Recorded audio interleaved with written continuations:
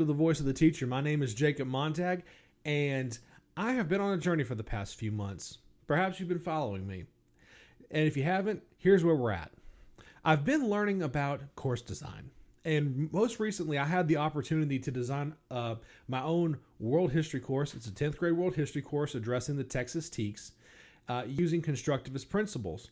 And if you are a teacher, you probably know that you may be in a school district where you're forced to lecture and there's not a whole lot of room for student engagement, or perhaps you're in a school district where they try to mix engagement and lecture. That's what we might refer to as a mixture of behaviorism and constructivism. Behaviorism being lecture, constructivism being learning by doing.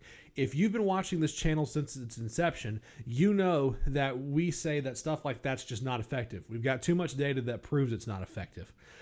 And so that's why when I designed my course, I designed it using outcome-based learning and structured it in a way to where they would be doing projects, project-based learning. And I teach them how to do that. Instead of lecturing, I don't give them the fish, I teach them how to fish. They then take that, and just like you can fry a fish, you can bake a fish, you can broil a fish, you can make sushi out of a fish. Whatever deliverable you make with the fish, that's the same principle that students are going to be doing with the stuff that they research and they learn. The deliverables they make could look like movies. It could look like short stories. It could look like documentaries. It could look like websites. You know, the deliverables that they make are their choice. These are their passion projects, and that's the whole point of a project-based learning course. You are there to facilitate their interests, their passions, and teach them how to obtain knowledge and what to do with it and how to apply it. So I wasn't able to use my school's learning management system for obvious legal reasons. So I created a facsimile with my school's permission on Google Classroom. And as part of the implementation phase, I designed the introduction module and the Unit 1 module. So that way students, administrators, and coworkers could see what it would look like that the kids would be doing the entire year. What's the long-term assessment? It's a project. What is everything? What do these little checkpoints look like? They're little deliverables. What does this look like? It's defined in the course. And so we gave it to a mixture of about 9 people who spent anywhere from 30 minutes to 3 days, looking through it and giving feedback. And the following is what they had to say. Okay, so as you can see, we had a total of 9 people respond to the survey that we conducted and asked for their opinions on what a good course looks like. We had 9 responses total. We had 1 instructional leader. 44% were students. 44% were teachers. So red stands for student, blue stands for teacher. So you can follow it that way. So they rated the presentation of the content. 55% said it was excellent. So 55% said it was user-friendly. 55% said that they agreed that the structural guidelines would prepare them to be successful. And this is coming from a group of people that they spent anywhere from 30 minutes to 3 days perusing the contents of the course, giving feedback. A lot of what their decision was, and the reason that it ranked a little bit lower here in the structural guidelines, that comes from the teachers and instructional leaders that had some things to say about how to make the course better. Something they liked how everything was organized. It was very easy to find, and the to-do list was helpful. So what did they say that they would do differently?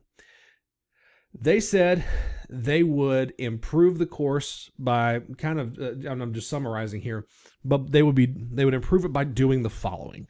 Add more description and detail to the assignment types. A lot of people that are coming in are not going to know what we're talking about. And that's a fair point. I hadn't considered that. Consider the aesthetic improvements. Color coordinating each module, color coordinating types of assignments. And that's fair. There's data that shows that students actually do associate color with importance.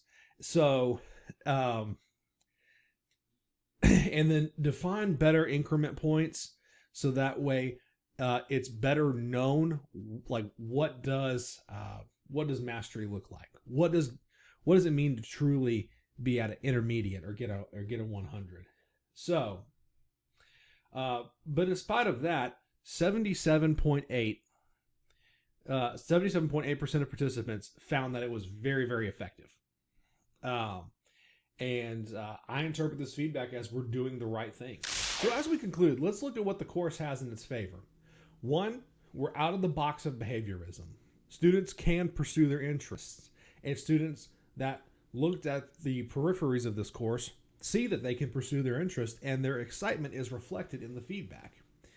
The modules are aligned to state standards, which takes a load off the administrator's mind. They're not going to have a teacher going off in left field doing something crazy.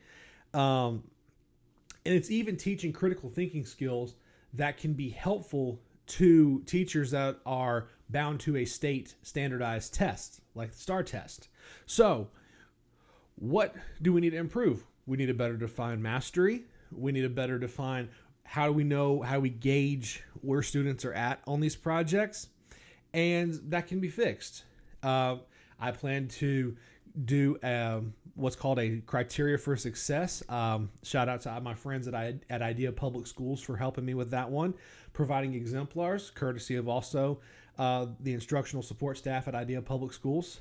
And I think those are the big areas for improvement.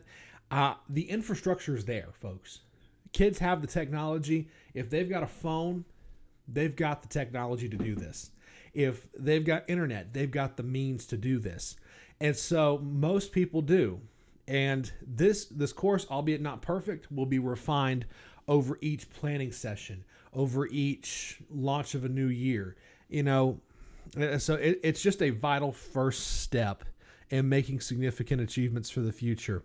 If you go to our website, The Voice of the Teacher, you can go look at that website yourself and look at the data for yourself. So, once again, that's www.thevoiceoftheteacher.org. So, I would invite you to go look at that and tell us what you think.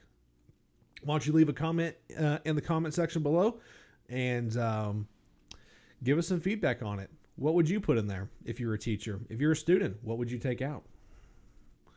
All right, folks, this has been The Voice of the Teacher. Have a great day.